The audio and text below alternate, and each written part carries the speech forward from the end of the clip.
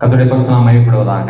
இன்றைக்கு நம்ம எதை அடிப்படையாக கொண்டு சிந்திக்க போறோம்னா, பேரலல், அதாவது இணையாக துன்மார்க்கனுடைய தேவன் இல்லாத மனிதனுடைய வாழ்விலே காணப்படுகிற சில லட்சணங்கள் என்ன, ஆண்டவரை அறிந்த ஆண்டவருடைய பிள்ளையாயிருக்கிற மனிதனுடைய வாழ்விலே காணப்படுகிற சில லட்சணங்கள் என்ன, இது ரெண்டையும் என்ன பண்ண போறோம்னா அப்படியே கான்ட்ராக்டா வித்தியாசப்படுத்தி என்ன பண்ண போறோம் பார்க்க போறோம். வித்தியாசப்படுத்தி பார்க்கும் பொழுது பளிச் அப்படின்னு என்ன பண்ணணும் நம்மளுக்கு புரிய வரும். துன்மார்க்கன் அப்படின்னு பைபிள்ல வாசிங்கன்னா, மார்க்கம் அப்படின்னா வழி, துன்பம் தருகிற வழிகளே நடப்பவன். துன்பம் தருகிற வழிகளே நடப்பவன்னா யாரு அப்படின்னா, நிறைய வழி இருக்கு.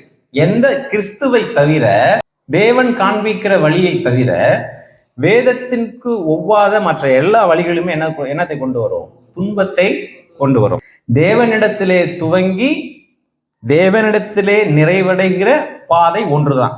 அந்த பாதையே இன்பமானது. இப்ப நம்ம வாசிக்க போற வேத பகுதிகள்லாம் நீதிமான் அப்படின்னு வரும் பொழுது அதை யாரை குறிக்குது அப்படின்னா, ரட்சிக்கப்பட்டவன், ஆண்டவரை விசுவாசிப்பவன். துன்மார்க்கன் அப்படின்னு வர்றதெல்லாம் யாரை குறிக்கிறது வார்த்தைகள் அப்படின்னா, ஆண்டவரை அறியாதவன், அல்லது ஆண்டவரை அறிய விரும்பாதவன், ஆண்டவரை ஏற்றுக்கொள்ளாதவன், அல்லது சபையிலிருந்து ரட்சிக்கப்படாதவன் அப்படின்னு கூட என்ன பண்ணலாம் வச்சுக்கலாம்.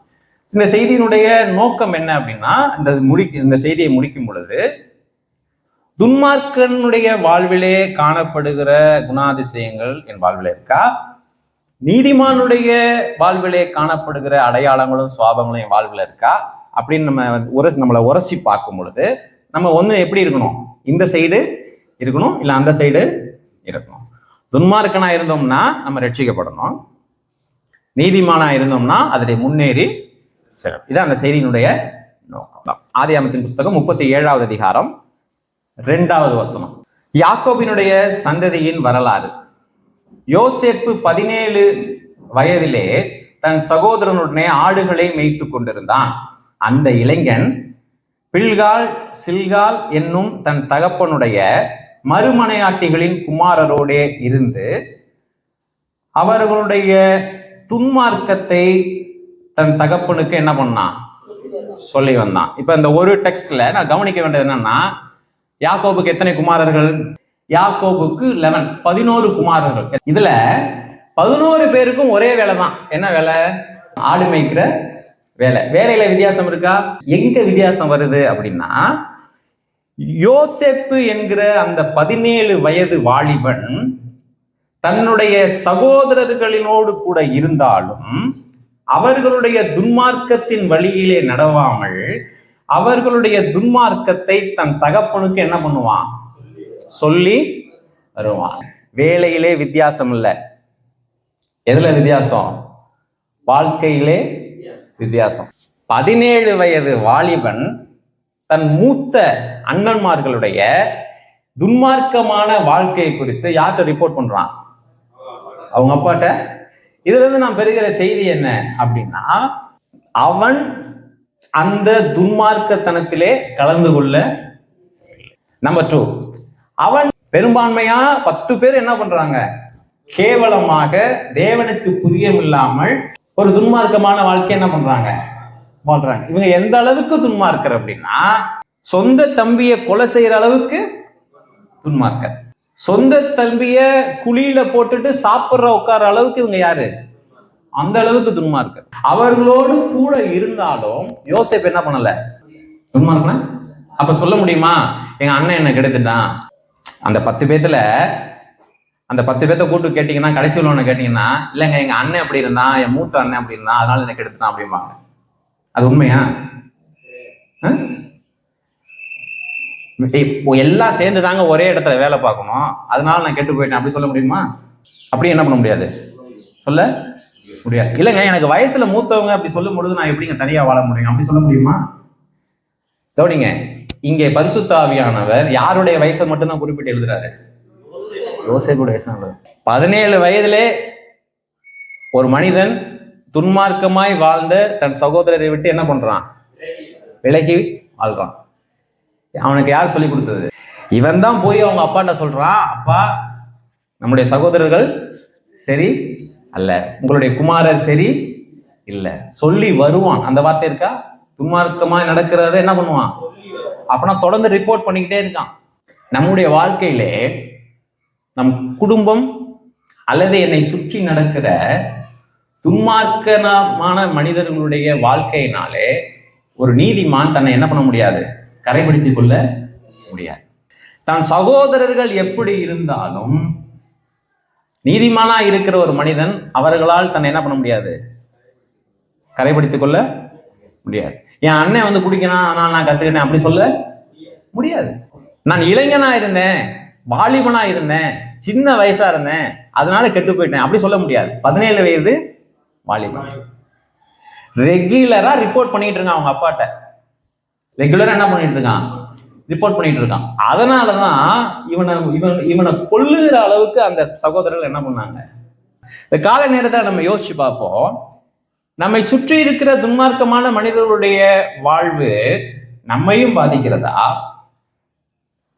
நம்முடைய துன்மார்க்கத்திற்கு அதை காரணமாக நாம் சொல்லுகிறோமா, அல்லது அவர்களுடைய துன்மார்க்கமான நிலையை மாற்றி அமைக்க வேண்டும் என்ற முயற்சியில் ஈடுபடுகிறோமா? அது நீதிமானா இருந்தால் தான் என்ன பண்ண முடியும், அப்படி செய்ய முடியும். என்ன வரும் பொதுவாக எப்படி, அப்பாட்ட நீயும் சொல்லாத நானும் சொல்ல மாட்டேன். 4 வாலிபர்கள் இருப்பாங்க, 2 அக்கா தங்கச்சி இருக்கலாம், அல்ல ஒரு குடும்பத்தில் இருக்கலாம். யாராவது ஒருத்தர் சரியா இருந்தாங்கன்னா முழு குடும்பத்துக்கு என்ன பண்ணுவாங்க, ஆண்டவருடைய வார்த்தை என்ன பண்ணுவாங்க, எடுத்து சொல்லுவாங்க. அப்படி சொல்லும் பொழுது உடனே கேட்டுக்குவாங்களா? அவங்க என்ன பண்ணுவாங்க, முழு குடும்பமும் சேர்த்து அந்த ஒரு நபரை குலைப்பாங்க. ஆனா பாருங்க, யோசேப்பு நீதிமானா இருந்தான். அவனுக்கு எத்தனை வயசு, 17 வயசு. அவங்க கூட ஒன்னாதான் என்ன பண்றான், வேலை பார்க்கறான். 10 பேர் ஒரு சைடு என்ன பண்றாங்க, தேவனுக்கு பிரியம் இல்லாத வாழ்க்கையில இருக்கான். இவன் தனித்து இருக்கிறான். என்ன அர்த்தம்னா, இவர்களுடைய வாழ்க்கை மாற்றி அமைக்கிறது தான் நினைச்சானே ஒழிய இவங்களால் தன்னை என்ன பண்ணல, கரைபிடித்தி கொள்ளவில்லை. இப்ப அடுத்த கேள்வி வரும், இது போட்டு கொடுக்குற வேலை இல்லையா? நிறைய பேரு ஒருத்தரை கரெக்ட் பண்றதுன்னா பாருங்க, ஒருத்தர் செஞ்ச தப்ப வீட்டுல என்ன பண்ண மாட்டாங்க, ரிப்போர்ட் பண்ண மாட்டாங்க. ஊழியக்காரனுக்கு என்ன பண்றாங்க, இது ராங்கா போயிட்டு இருக்குங்க அப்படின்னு சொல்ல மாட்டாங்க. ஏன் சொல்ல மாட்டாங்கன்னா, அவங்க என்ன நினைச்சுக்கிறாங்கன்னா, அது கோல் மூட்டுலாம் மூட்டுவாங்க, காசிப் பேசுவாங்க, புரணி பேசுவாங்க, கோல் மூட்டுவாங்க. ஆனா தவறுகள்லாம் என்ன பண்ண மாட்டாங்க, எக்ஸ்போஸ் பண்ண மாட்டாங்க. ஏன்னா அது யாருக்கு பேக் ஃபயர் ஆயிரும். அதுக்கு என்ன சொல்லுவாங்க, போட்டு கொடுக்க கூடாது. இப்போ கவனிங்க, நான் ரோட்ல அடிபட்டு இருக்கேன். எத்தனை பேர் அதை பார்த்துட்டு என் வீட்டுக்கு தகவல் சொல்லுவீங்க? ஏன், என்னை எப்படியாவது என்ன பண்ணணும், காப்பாற்றும். தேவனுக்கு விரோதமாக நான் செய்கிற பாவம் என் ஆத்துமாவை கொல்லும், என் ஆத்துமாவை சேதப்படுத்தும், என் ஆத்துமாவை குழியிலே தள்ளும், என் ஆத்துமாவை மரணத்திற்கு நேராக வழிநடத்தும். ஆத்துமாவிலே செத்து கொண்டிருக்கிற ஒரு மனிதனை பார்க்கும் பொழுது அவனை காப்பாற்றும்படி அவனுக்கு மேல் அதிகாரத்தில் உள்ளவங்களுக்கு ரிப்போர்ட் பண்ணுமா இல்லையா? சொல்லுங்க, பண்ணுமா இல்லையா? அது கோல் முட்டுறதாகுமா? அண்ணன் தப்பு செஞ்சா வீட்டுல சொல்லலாமா இல்லையா? அது கோல் முட்டுறதாகுமா?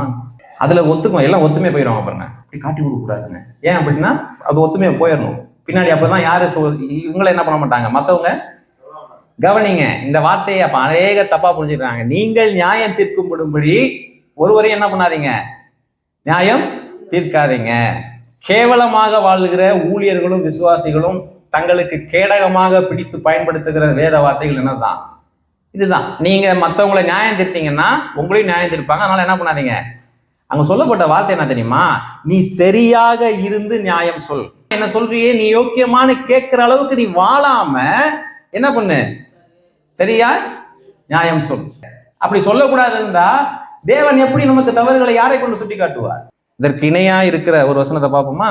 2 நாளாகமத்தின் புஸ்தகம் 22வது அதிகாரம் 3வது வசனம். ஒரு ராஜாவை பத்தி சொல்லப்பட்டிருக்கு. அவனும் ஆகாப் குடும்பத்தாரின் வழிகளில் நடந்தான். துன்மார்க்கமாய் நடக்க அவனுடைய தாய் அவனுக்கு ஆலோசனைக்காரியாய் இருந்தாள். துன்மார்க்கனாய் நடப்பதற்கு யார் ஆலோசனை கொடுத்தாங்களாம்? நீங்க நடக்குதா இப்படி? கீழே நிறைய பேர் இன்ட்ரெஸ்டா இருக்கும், கீழே போயிட்டாங்க. அப்படியா? மறுபடியும் வாசிக்கிறேன், கவனிங்க, சப்ஜெக்டுக்கு வாங்க. அங்க பார்த்தோம், நீதியாய் நடப்பதற்கு தன் சகோதரர்களை யார் வழி நடத்தினா? யோசேப்பு என்ன பண்ணா? இது தப்புப்பா, நான் அப்பாட்ட சொல்றேன் பாரு, உங்களை எப்படியாவது காப்பாத்துறேன் பாரு, ஆண்டவருடைய ஒளிகளுக்கு உங்களை திருப்புறேன் பாரு, தேவ கோபத்திலிருந்து உங்களை மீட்டுக் கொள்றேன் பாரு. எத்தனை பேர் செஞ்சான்? அதை ஒரு ஆள் செஞ்சான். விளைவு என்ன? அடிச்சு எங்க போட்டாங்க? அவனை குழியில போட்டாங்க. கொலை பண்ண போறாங்க. ஆனா ஆண்டவர் அதை என்ன பண்றாரு? வேறு விதமா இங்க ஒரு ராஜாவை தேவனுக்கு விரோதமாய் நடப்பதற்கு யாரு காரணமா இருந்தாங்களா? எல்லாம் சொல்லுங்க. ஆலோசனைக்காரி. எப்படி நடப்பதற்கு? துன்மார்க்கமாய் நடப்பதற்கு ஆலோசனைக்காரியா? இப்படி நடக்குமா? யோசிச்சு பாருங்க. ஒருவேளை நீங்க அப்படி இருக்கிறீங்களா? யோசிச்சு பாருங்க. உங்க அம்மாவோ அப்பாவோ சகோதரனோ உங்களுக்கு தேவனுக்கு விரோதமான ஆலோசனை என்ன பண்ணலாம்? கொடுக்கலாமா? கொடுக்க முடியாதா? கொடுக்கலாமா இல்லையா? எப்படி நடப்பதற்கு? துன்மார்க்கமாய் நடப்பதற்கு. நிறைய கவனிங்க. நிறைய நம்ம கவனம்லாம் எங்க இருக்கு அப்படின்னா, வேலை பார்க்குற இடத்துல ஜாக்கிரதை யாரு, ஊருக்கு போனீங்கன்னா ஜாக்கிரதை யாரு, படிக்க போன இடத்துல ஜாக்கிரதை யாரு, ஃப்ரெண்ட்ஸோட ஜாக்கிரதை யாரு, எல்லாம் இருக்கணும் உண்மை. ஆனா குடும்பத்துக்குள்ளேயே இருந்தே தேவனுக்கு விரோதமான ஆலோசனைகள் என்ன பண்ண முடியும்? குடும்ப நபர்களே நம்மளுக்கு என்ன பண்ண முடியும்? தர முடியும். சொந்த சகோதரர்களே எழும்பி தேவனுக்கு விரோதமான காரியங்களை நமக்கு என்ன பண்ண முடியும்? போதிக்க முடியும். சொந்த தாயும் தகப்பனுமே நம்மளுக்கு தேவனுக்கு விரோதமான காரியங்களை என்ன பண்ண முடியும்? சொல்லிக் கொடுக்க முடியும். சொந்த கணவரே சொந்த மனைவியே கூட நம் தேவனுக்கு விரோதமான காரியங்களை நமக்கு என்ன பண்ண முடியும்? சொல்லிக் கொடுக்க முடியும். துன்மார்க்கமாய் நடக்க தீர்மானித்தவன் தான் துன்மார்க்கமான ஆலோசனைகளை நடப்பான். வீடுகளுக்கு போய் வேத பகுதியை வாசிச்சு பாருங்க. சங்கீத புஸ்தகங்களை வாசிக்கிறோம். தேவனுடைய ஆலோசனையை அவர்கள் தேடார்கள். துன்மார்க்கனுடைய ஒரு குணம் என்னன்னா, தேவனுக்கு ஏற்ற விதங்களை போதிக்கும் பொழுது அவங்களுக்கு சந்தேகம் வந்துடும். இதெல்லாம் சரியா? இப்படிதான் பைபிள்ல இருக்கா அப்படின்னு. நீதியான காரியங்களை போதிக்கும் பொழுது இதெல்லாம் சரியா இருக்குமா? இப்படிதான் பைபிள்ல இருக்கா? அதுல பெரிய சந்தேகம் வந்துடும். இப்படிதான் இருக்கணுமா? அதுல சந்தேகம் வந்துடும். துன்மார்க்கமான காரியங்களை போதிக்கும் பொழுது அதை செக் பண்ணாம ஏத்துக்குவாங்க. அதை சீர்தூக்கி பார்க்காம என்ன பண்ணிக்குவாங்க? ஏத்துக்குவாங்க. ஏன்னா அது எனக்கு ரொம்ப பிடிச்சிருக்கு. கவனிங்க, தேவனுடைய ஆலோசனைகள். துன்மார்க்கன் அதை என்ன பண்ண மாட்டான்? தேட மாட்டான். ஆண்டவருடைய வசனம் சொல்லுது. ஆனா நீதிமான் அப்படி கிடையாது. தேவனுடைய ஆலோசனை என்ன பண்ணுவான்? தேடுவான். நம்ம குடும்பத்திலிருந்து வருகிற ஆலோசனைகளுக்கே நம்ம என்ன பண்ணணும்? பாதுகாத்து. அம்மா கெடுத்துட்டாங்க பொண்ணை அப்படின்னு அப்படி சொல்ல முடியாது.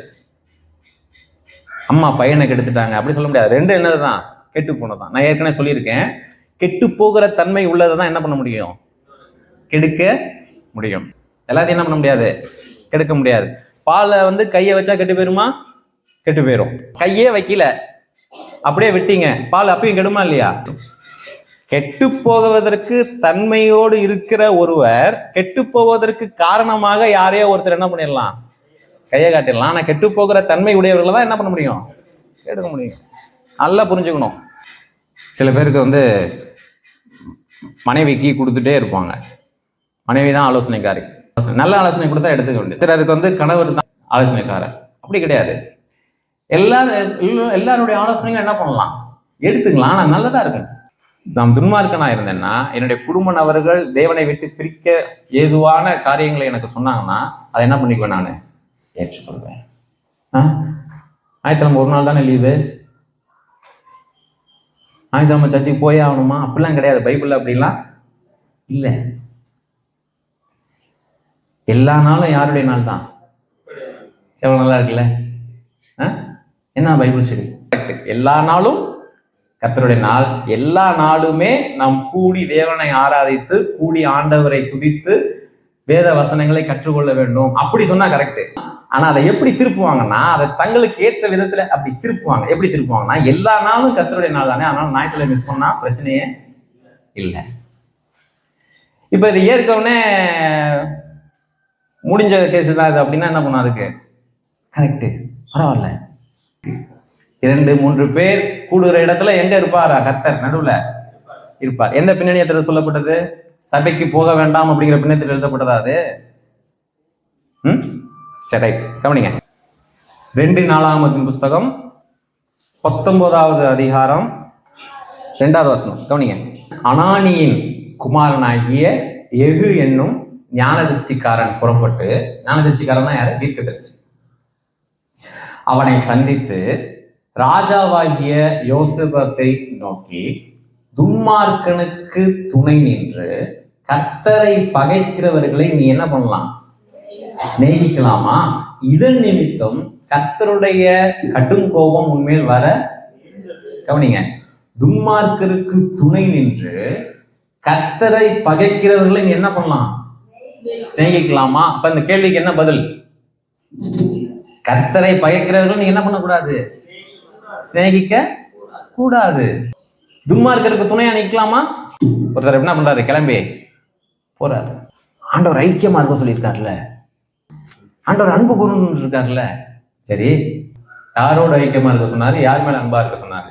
அடுத்த கேள்வி. அதெல்லாம் தெரியாது. இன்னொரு வசனத்தை வாசி நாங்க வரலாமா? சங்கீதம் 26:5 வாசிங்க.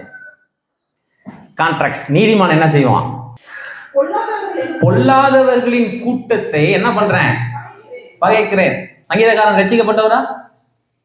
சங்கீதக்காரன் ஆண்டவருடைய பிள்ளைய? பொல்லாதவர்களை கூட்டத்தை என்ன பண்றேன்? பகைக்கிறேன். துன்மார்க்கரோட என்ன பண்ண மாட்டேன்? உட்கார கூட மாட்டேன். இவன் தான் நீதிமான். பொல்லாதவர்களை கூட்டத்தை என்ன பண்றேன்? பகைக்கிறேன். எழுதிங்க. A friend to everyone is no friend to anyone. எல்லாருக்கும் நண்பனா இருக்கிற ஒருவன் எவருக்குமே நண்பனா இல்லைங்கிறது தான் அர்த்தம். எல்லாருமே எனக்கு நண்பர்கள் அப்படின்னு சொல்றவங்களுக்கு வேதம் காண்பிக்கிற படிப்பு என்னன்னா, நீ யாருக்குமே என்ன கிடையாது, உண்மையா இருக்க மாட்டேன். யாரையுமே நீ என்ன பண்ண மாட்ட? சிநேகிக்க மாட்டேன். புதுசா இருக்கா உங்களுக்கு? தீர்க்கதரிசி போய் ராஜாவிட்ட கேட்கிறாரு, யோசபாத்தே, தேவனை பகைக்கிறவர்களை நீங்க என்ன பண்ணலாமா? சிநேகிக்கலாமா?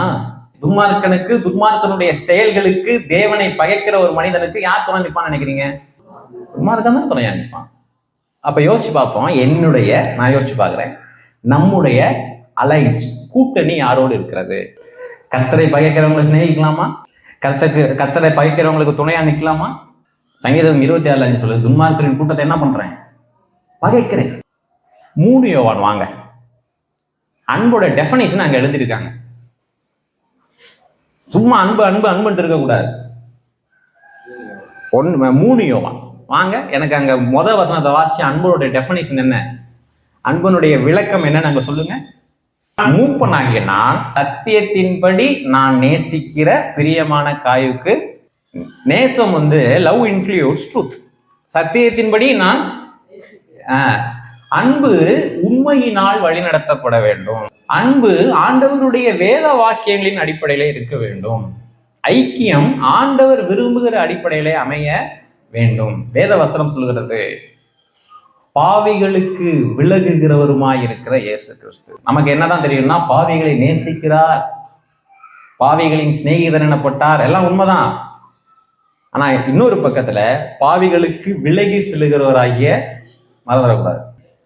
பாருங்க, இவங்களுடைய அலைன்ஸ். நான் துன்மார்க்கனா இருந்தேன்னா என்னுடைய கூட்டணியை நியாயப்படுத்துவதற்கு யாரையும் சேர்த்துக்குவேன்? கரெக்டா சொல்லுங்க, யாரையும் சேர்த்துக்குவேன்? துன்மார்க்கனுக்கு துணை நிற்கிறேன், துன்மார்க்கனுடைய செயல்களுக்கு துணை நிற்கிறேன்.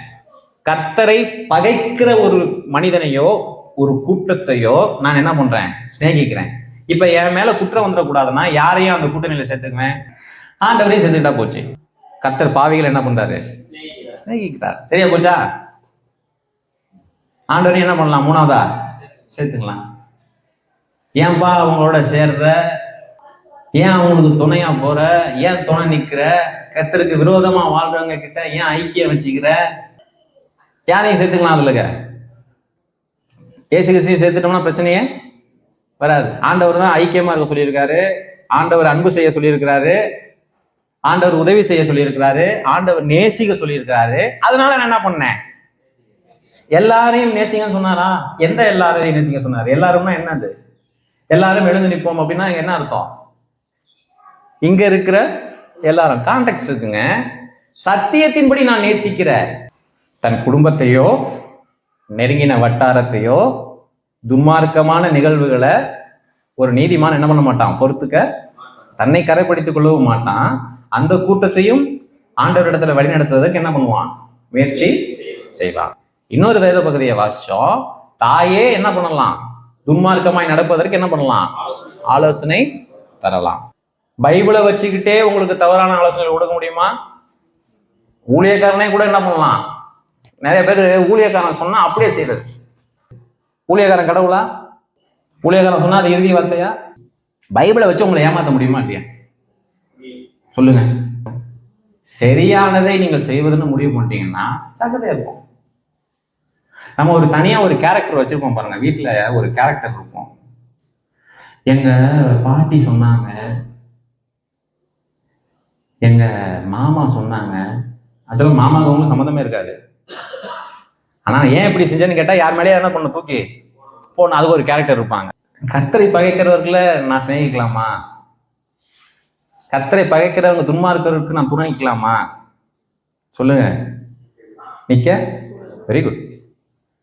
அப்ப தேவன் ஐக்கியமா இருக்க சொல்லியிருக்காரு, அன்பா இருக்க சொல்லியிருக்காரு, உதவி செய்ய சொல்லியிருக்காரு.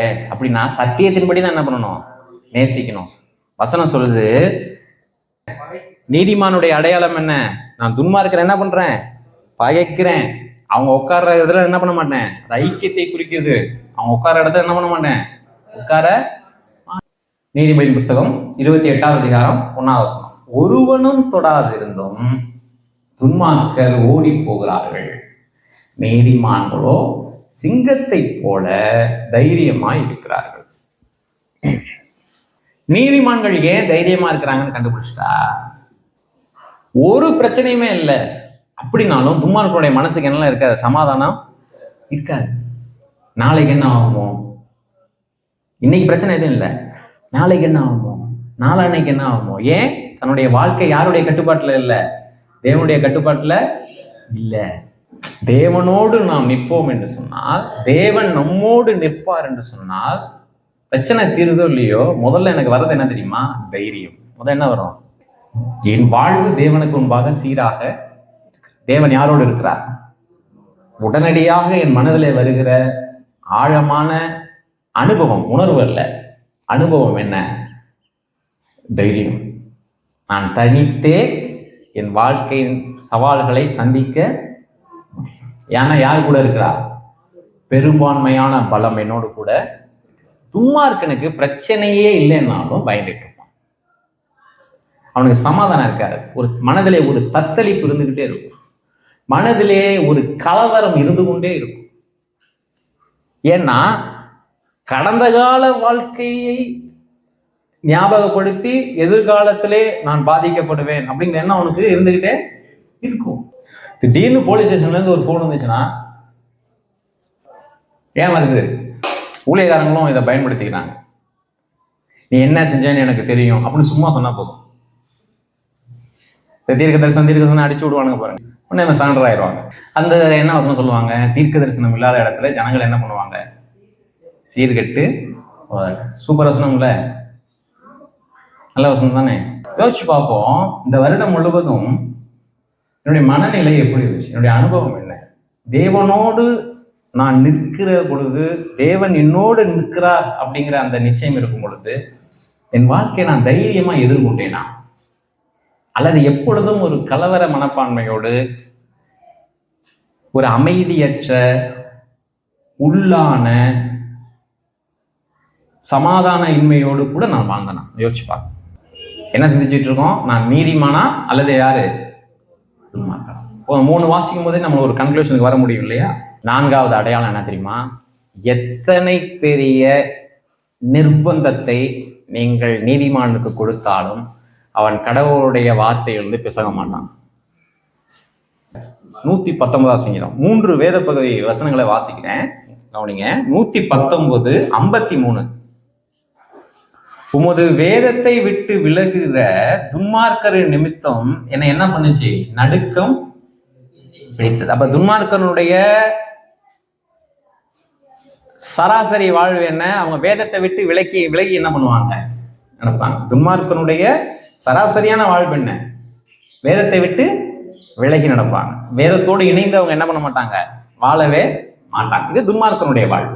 நீதிமானுடைய வாழ்க்கை எப்படி இருக்குன்னு கேட்டீங்கன்னா 119 61 வாசிங்க. 61. துன்மார்க்கரின் கூட்டங்கள் என்னை கொள்ளையிட்டும் உங்களுடைய வேதத்தை நான் என்ன பண்ணேன்? துன்மார்க்கரின் கூட்டமே சேர்ந்து என்னை கொள்ளையிட்டாங்க. நான் சுரண்டலுக்கு ஆளானேன், துன்புறுத்தலுக்கு ஆளானேன். நான் இழந்து போகிற ஒரு சூழலுக்கு நேரா போனேன். எனக்கு நஷ்டம் அடைந்தது. ஆனாலும் உங்களுடைய வேதத்தை நான் என்ன பண்ணல? உங்களுடைய வேதத்தை பைபிள்ல இருக்கா? 119 95 துன்மார்க்கர் என்னை அழிக்க என்ன பண்றாங்க? நான் உமது சாட்சிகளை என்ன பண்ணிட்டு இருக்கேன்? உங்களுடைய சாட்சிகளை என்ன பண்றேன்? கவனிங்க, என்னை சுற்றி என்னை அழிப்பதற்கு ஒரு கூட்டமே இருக்கு. ஆனா என் சிந்தனையெல்லாம் எங்க தெரியுமா இருக்கு? கடவுளுடைய வார்த்தைகள்ல இருக்கு. அப்படி முடியுமா? ஒரு அழிவுக்கு ஏதுவான ஒரு சூழல நான் இருக்கேன்னா சிந்தனையெல்லாம் எங்க போகும்? அவன் என்ன கெடுக்க பாக்குறான், இவன் என்ன கொல்ல பாக்குறான், இவன் என்கிட்ட சண்டை போடுறான், எனக்கு வேலையில பிரச்சனை, ஏத்த வீட்டுல பிரச்சனை, பக்கத்து வீட்டுல பிரச்சனை, எல்லாம் உண்மைதான். The trouble is real. எல்லாமே உண்மைதான். ஆனா நீதிமானுடைய நினைவு என்னன்னா, ஒரு பெரும் கூட்டமே என்னை கொள்ளையிட பார்த்தாலும், ஒரு பெரும் கூட்டமே என்னை அழிக்க காத்திருந்தாலும், நான் எதை சிந்திச்சுட்டு இருக்கேன்? உங்களுடைய சாட்சிகளை, நான் உங்களுடைய வேதத்தை என்ன பண்ண மாட்டேன்? மறக்க மாட்டேன். வேத வார்த்தைகளை, தேவனையும் வேத வார்த்தைகளையும் மறக்காமல் சிந்தித்து கொண்டிருக்கிற, வெளியில என்ன நடந்துட்டோம், என்னை கொல்ல பார்க்குறாங்க, அழிவுக்கு எதுவாக இருக்கேன், சவால்கள் இருக்கு, ஆனால் மறக்காமல் வேத வார்த்தைகளை சிந்தித்து கொள்ளுகிற. ஆனால் துன்மார்க்கன் என்ன, நாம தொடர்ச்சியாக வேத வசனங்களை விட்டு என்ன பண்ணுவான்? எல்லாம் சொல்லுங்க, வேத வசனங்களை விலகி விலகி வாழ்ற ஒரு வாழ்க்கை இருக்கும் என்று சொன்னா அதுதான் யாரு? அதை பார்க்கும் பொழுது நீதிமானுக்கு என்ன வரும்? நடுக்கம் வருதான். என்னைக்காவது இன்னொருத்தவங்க பெரிய பிளண்டர், பெரிய தவறுகளை செய்யும் பொழுது உங்களுக்கு பயம் வந்திருக்கா? ஐயோ, ஏன்னா இப்படி நடக்கிறாங்க, இவ்வளவு பாதகம் செய்யறாங்க, இவ்வளவு துணிச்சலா கடவுளுக்கு விரோதமா வாழ்றாங்க, அப்படி என்னைக்கா பயந்துருக்கீங்களா? என்னைக்கா நடுங்கி இருக்கீங்களா? பிறருடைய தவறுகளுக்காக நீங்கள் மனஸ்தாபப்பட்டிருக்கீங்களா? பிறருடைய தவறுகளுக்காக நாம் நடுங்கி இருக்கோமா? ஏசாயா 55:7 துன்மார்க்கன் தன் வழியையும் அக்கிரமக்காரன் தன் நினைவுகளையும் விட்டு கர்த்தரிடத்தில் செய்கையை மட்டும் சரி செஞ்சுக்கிட்டா போதுமா? சிந்தனையும் சரி செய்யணுமா? யார்கிட்ட திரும்பணும்? கர்த்தரிடத்துல திரும்பி வரணும். துன்மார்க்கனா இருந்தான்னா யார்கிட்ட திரும்பி வரணும்? கர்த்தரிட்ட திரும்பி வரணும். எப்படி திரும்பி வரணும்? வெறும் செயல்களோடு அல்ல, சிந்தனையிலேயே என்ன மனம் திரும்புதல் 2 அம்சங்களை குறித்தது. ஒன்று செயல்கள், இன்னொன்று என்ன? செயல்களோடும் சிந்தனையிலையும் என்ன பண்ணணும்? மாற்றம் வரணும். குடிக்கிறத விட்டுட்டேன், அது செயல்களிலே மாற்றம். சிந்தனையில என்ன வரணும்? மாற்றம் வரணும். யார்கிட்ட திரும்பி போகணும்? ஆண்டவர்கிட்ட வந்தா என்ன நடக்கும்? அவன் மேல் என்ன பண்ணுவாரு? மனதுருகுவார். நம்முடைய தேவனிடத்திற்கே திரும்ப கடவன். அவர் மன்னிக்கிறதற்கு தயை பெருத்தவராய் தேவனிடத்திற்கே திரும்ப கடவன். யார்கிட்ட போகணும்? தேவன்கிட்ட. வருத்தப்பட்டு பாரம் சுமக்கிறவர்களே, நீங்கள் எல்லாரும் சபைக்கு போங்க, அப்படியா சொன்னாரு? வருத்தப்பட்டு பாரம் சுமக்கிறவர்களே, நீங்கள் எல்லாரும் பேதுருவினிடத்திலும் பவுலிடத்திலும் போங்க, அப்படியா சொன்னாரு? வருத்தப்பட்டு பாரம் சுமக்கிறவர்களே, நீங்க ஒரு தீர்க்கதரிசியை கேட்டு தேடி, அப்படி இல்லை. வருத்தப்பட்டு பாரம் சுமக்கிறவர்கள் யார்கிட்ட வாங்க? என்கிட்ட, எனக்கு ஆண்டவர்கிட்ட போ. சொன்னோமா? 4 காரியங்களை சிந்தித்தோம். கடைசியாக சிந்திச்சது என்ன? வழி தேவன் வேத வசனங்களை விட்டு விலகிறது தான் துன்மார்க்கனுடைய வாடிக்கை. ஆனா தன்னை ஒரு பெரிய சேலஞ்சுக்குள்ள இருந்தாலும் நீதிமான் எதை சிந்திச்சிட்டு இருப்பான்? கர்த்தருடைய வசனத்தை, கடவுளுடைய சாட்சிகளை என்ன பண்ணிட்டு இருப்பான்? இன்னொரு இடத்துல நான் என்னை கொள்ளையிடப்பட்டு எனக்கு நஷ்டம் வந்துருச்சு, ஆனா நான் எதை சிந்திச்சிட்டு இருக்கேன்? நம்முடைய வார்த்தைகளை என்ன பண்ணல? மறக்கலாம். மறக்காமல் சிந்திக்கிற ஒரு அனுபவம் வேத வசனங்கள் நமக்கு இருக்கும் என்று சொன்னால் நாம தான் என்ன பண்ண முடியும்? வழி விலகாமல் இருக்க முடியும். மன்னிப்பார். நம்ம ஆண்டவருக்கு வருவோம். நம்மை ஏமாற்றிக் கொள்ள வேண்டாம். நல்ல ஆண்டவரை நீ துதிக்கிறோம், ஸ்தோத்திரிக்கிறோம். தொடர்ந்து நம்முடைய வேத வார்த்தைகள் எனக்கும் எங்களுக்கும் வழிகாட்டட்டும். இயேசு கிறிஸ்துவின் மூலமாக ஜெபிக்கிறோம். இதான் நம்முடைய கர்த்தராகிய இருக்கிற இயேசு கிறிஸ்துவின் கிருபையும் பிதாவாகிய தேவனுடைய அன்பும் பரிசுத்தாவியுடைய ஐக்கியமும் சமாதானமும் வழிநடத்தும் போதுமை இன்றைக்கும் என்றைக்கும் அனைவரோடு கூட இருப்பதாக. ஆமாம்.